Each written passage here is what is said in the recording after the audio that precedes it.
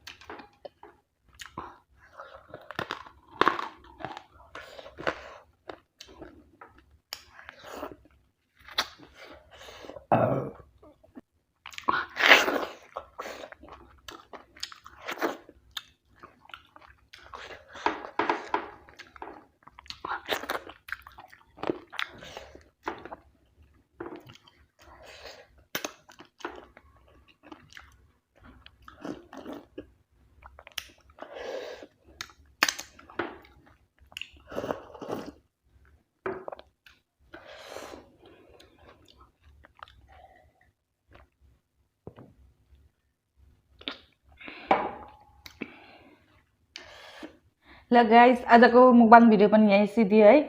अब म भिडियो यहाँ एन्ड गर्छु। मेरो भिडियो हेरेर मन पराउँछ भने लाइक, सब्सक्राइब अनि कमेन्ट गरेर छोडिदिनुहोस् ल। अब नेक्स्ट भिडियोमा भेटौँला। अहिलेको लागि बाई बाई, सी यू।